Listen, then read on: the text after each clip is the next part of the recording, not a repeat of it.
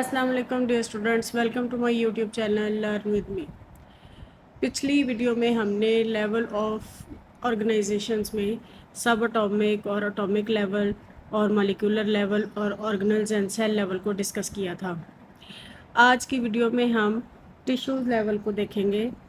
Tissue level जो क्या होता है कि जो सिमिलर तरह के सेल्स होते हैं वो ग्रुप बना लेते हैं जो कि किसी स्पेसिफिक फंक्शन को करने के लिए वो स्पेशलाइज्ड होते हैं। इनको सिमिलर तरह के जो सेल्स होते हैं उनके जो ग्रुप होते हैं उसको हम कहते हैं tissue. Each cell in a tissue carries on its own life processes. Tissue में जो सेल्स होते हैं वो अपना इंडिविजुअल काम भी करते हैं, अपनी इंडिविजुअल जो उसका सेल का जो लाइफ प्रोसेस है वो भी कर रहे होते हैं, और जब वो टिश्यू की फॉर्म में आ जाते हैं यानी ग्रुप की फॉर्म में होते हैं तो वो एक दूसरे से रिलेटेड काम भी करते हैं। जैसे सेल के अपने जो काम होते हैं, जैसे सेलुलर रेस्पिरेशन, सेलुलर रेस्पिरेशन और प्रोटीन सिंथेसिस वगैरह।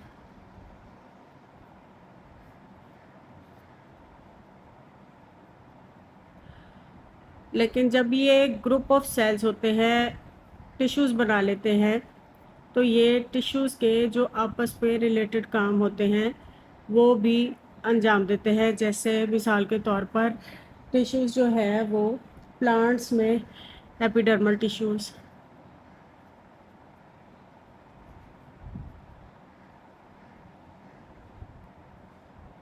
और एनिमल्स में आ जाते हैं ये मस्कुलर टिश्यूज़।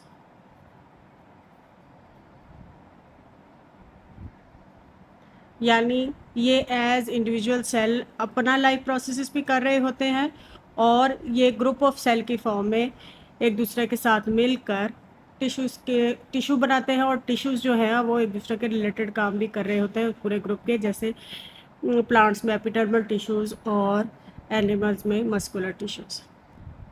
उसके बाद आ जाता है organs and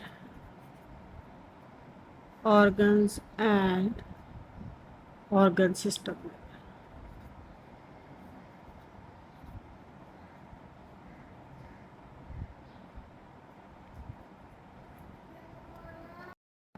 In higher multicellular organisms, more than one type of tissues having related functions are organized together and make a unit, और ये यूनिट ऑर्गन कहलाता है। Different tissue of an organ perform there specific function, यानी जो tissue होता है एक जो ग्रुप ऑफ सेल्स है जो कि स्पेशलाइज्ड है किसी ख़ास काम को करने के लिए, वो अपना काम करता है। लेकिन जब दो तरह के डिफरेंट टिश्यूज़ मिलके अपने अपने स्पेसिफिक काम करते हैं तो वो कलेक्टिव तौर पर उस ऑर्गन का काम बन जाता है। मिसाल के तौर पर पहले हम देखते हैं कि ऑर्गन क्या होता है। Group of tissues having related functions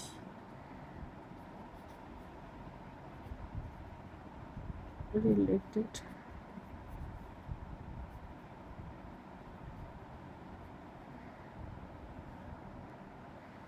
are organized together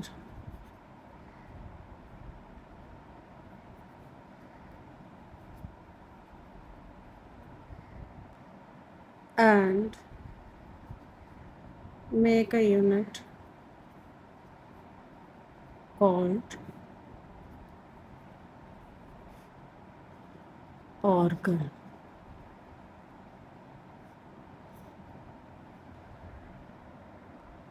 अब हम इसको इस तरह अच्छी तरह से समझ सकते हैं कि जैसे स्टमक है, स्टमक का मेजर काम है फूड की डाइजेशन करना। इसमें दो तरह के जो टिश्यूज़ हैं वो काम करते हैं, एपिथेलियल टिश्यू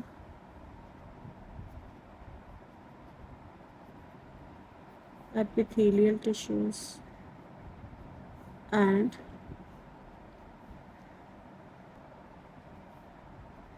muscular tissue.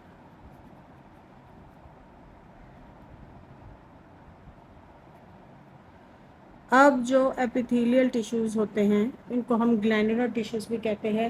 इनका काम क्या होता है कि इन्होंने गैस्ट्रिक जूस जो है, गैस्ट्रिक जूस सेक्रेट करते हैं जो कि प्रोटीन की डाइजेशन में मदद करता है। और जो मस्कुलर टिश्यूज़ होते हैं उन्होंने जो स्टमक की वॉल्स होती हैं वो कॉन्ट्रैक्ट करती हैं, कॉन्ट्रैक्शन परफॉर्म करते हैं, जिसकी वजह से फूड जो है वो ग्राइंड होती है, जिससे जो खुराक है वो पिछले हिस्से की तरफ जाती है। यानी मस्कुलर टिश्यूज़ का काम क्या होता है? कॉन्ट्रैक्शन करना, कॉन्ट्रैक्शन ऑफ स्टमक वॉल। तो ये दोनों जो टिश्यूज़ हैं ये अपना अपना स्पेसिफिक काम करते हैं। एपिथेलियल टिश्यू जो है वो गैस्ट्रिक जूस सिक्रेट करता है, मस्कुलर टिश्यू जो है वो स्टमक की वॉल कॉन्ट्रैक्ट करता है। अपने अपने काम करते हैं, लेकिन जब ये दोनों एक ग्रुप में इकट्ठा काम करते हैं तो इसका मतलब है कि ये एक ऑर्गन का काम हो जाता है, यानी ये स्टमक का काम हो जाता है कि उसमें गैस्ट्रिक जूस सेक्रेट होता है और फिर वॉल्स जो हैं वो कंट्रैक्ट होती हैं, जिसकी वजह से फूड ग्राइंड होती है और फिर वो आसानी से आगे जो अंतड़ियाँ हैं उनमें चली जाती है। Next level of organisation in multicellular organism is the organ system. ये तो हमने एक ऑर्गन के फंक्शन को समझा है, तो अगर जब हम ऑर्गन सिस्टम के फंक्शन को समझ लेंगे तो जिस तरह सेल्स अरेंज होकर टिश्यू बना देते हैं, डिफरेंट टिश्यूज़ जो है वो मिलकर ऑर्गन बनाते हैं, इसी तरह हायर लेवल पर डिफरेंट जो ऑर्गन्स हैं performing related functions are organized together in the form of an organ system। Different जो ऑर्गन हैं जिनके रिलेटेड काम जो हैविंग रिलेटेड फंक्शंस, तो वो आपस में एक ग्रुप बना लेते हैं ऑर्गन्स का और उसको हम कहते हैं ऑर्गन सिस्टम। इसको भी हम एक मिसाल से समझने की कोशिश करते हैं, लेकिन इसका भी काम का तरीक़ेकार वही है कि ये सब ऑर्गन अपना अपना स्पेसिफिक काम करते हैं, लेकिन जब ये दो या दो से ज़्यादा ऑर्गन्स जो हैं वो काम करते हैं, सेम अपना अपना काम करते हैं, लेकिन उस ग्रुप में सबके जो अपना अपना काम इकट्ठा होकर कलेक्टिव तौर पर उस पूरे ऑर्गन सिस्टम का काम बन जाता है। मिसाल के तौर पर digestive system is an organ system that carries the process of digestion। Major organ in its framework are, सबसे पहले आ जाता है oral cavity, मुंह यानी के, उसके बाद आता है स्टमक,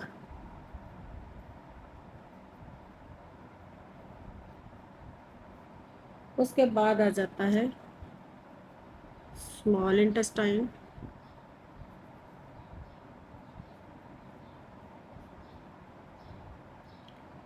और फिर लार्ज इंटेस्टाइन,